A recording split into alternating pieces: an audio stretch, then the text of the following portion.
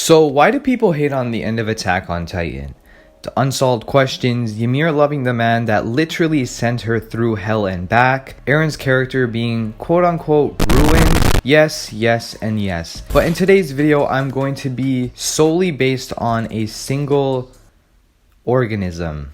Yes, I would have never thought that one day I'd be making a whole ass YouTube video on a freaking worm. I guess the AOT fanbase really is that toxic. In all honesty though, I can kind of see why people are hating on the worm not being shown enough in the final chapter, because it wasn't shown at all. Alright, that's enough. Cue the intro that I don't have.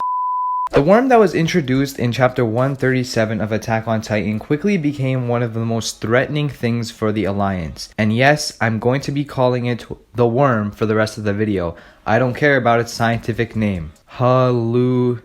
Its first appearance was when Jon blew off Eren's head in 137, and the reason it stayed relevant was because Reiner stopped it from connecting to Eren again. Count on the dude who almost killed himself 30 chapters ago to save the world. In chapter 138, Eren is seemingly alive, but he's separated from the worm. When Mikasa finally kills Eren in chapter 138, Eren dies, but the worm is still there. But let's fast forward back to the beginning of the chapter, where everyone left alive in the area besides the Titan Shifters and the Ackermans became pure Titans. Yes, a worm turned literally soldiers into monsters. Okay, I'm sorry, that's enough worm jokes. But this was an interesting reveal. The worm was not only almost indestructible since it survived Armin's explosion, but it can also make pure Titans, pretty much with ease. Now, since the worm was written into the story, I find it hard to understand how Isayama would find a legitimate way to actually destroy this thing. If it can survive a literal nuclear bomb and a bunch of Titan shifters attacking it at once, then how the f are we supposed to beat this thing? Think about it, the only thing that might make sense is Eren stomping it with the rumbling. But obviously that can't happen because Eren died. I think that the reason the worm was put on the side so carelessly in the final chapter was partially because Isayama just didn't have a way to defeat the worm. The only way he would be able to have the worm die is through a fight that would probably still leave all of us very angry and disappointed. I mean, to be honest, no matter what Isayama did, people would definitely hate on him still. What's worse is that the worm wasn't actually put to the side if you really think about it. In all honesty, I'm pretty sure I know where the worm went and what happened to it in the final chapter. In 139, Eren frees the world from the power of the Titans as we know. In other words, erasing the power of the Titans from this world. Now, please, if you know the answer to this question, drop it in the comments. Tell me, if the power of the Titans no longer exists in the world, then how the f is the worm gonna do anything? If the power of the Titan is completely wiped from the world, it's pretty obvious that the worm won't be able to turn anyone into a Titan, because of course Ymir is no longer in the path and she cannot build the Titans. Pretty sure that's also how the power of the Titans were erased because Ymir was freed, but I'll leave that for another video. Another thing that could have happened to the worm is that it could have been a part of the power of the Titans. It came out of Eren's Titan when his head was cut off in chapter 137 as I mentioned before.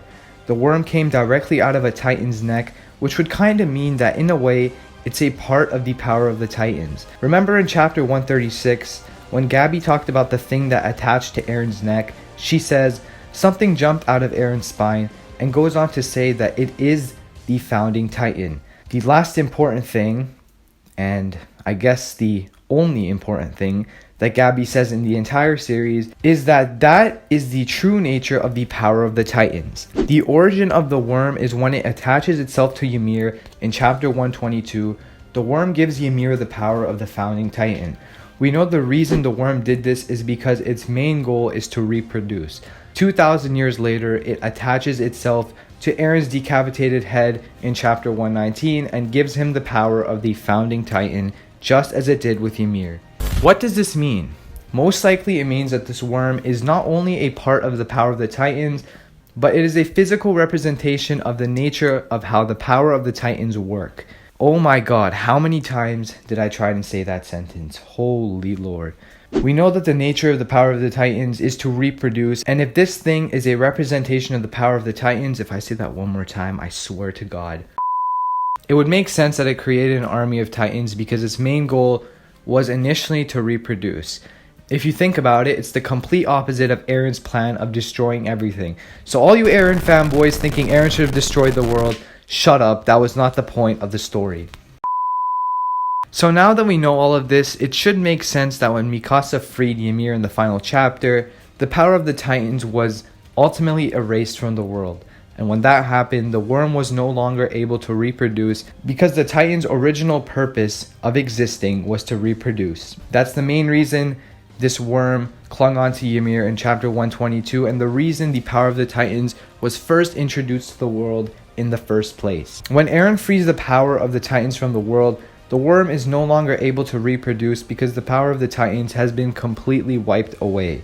Therefore, the power of reproduction has been erased as well because the power of reproduction is part of the power of the Titans. Therefore, the worm will also be erased since it is literally a part of the power of the Titans, so it will be erased along with the Titans in the world. I know that I can go way deeper with the mythology behind this worm, but there's just no need, and I'm also lazy, so I ain't talking about that in this video. Could Isayama have wrapped up the worm topic a bit better? Yes. Did he have enough time? No. I know all of you out there hating on Isayama, thinking that he's the worst writer ever for this ending. I don't care. This man is still a legend. It's not too big of a deal to me, as it does make sense how the worm would disappear, but I think we could have got at least a little bit more clarity on that in the final chapter. I'm going to leave that to the anime for hopefully solving these unanswered questions. A bit of a short video today, but that is going to be all. Sub to the channel if you like Attack on Titan and other manga videos, and drop a like if you enjoyed, as well as it does help me out a lot. And as always guys, take care and peace.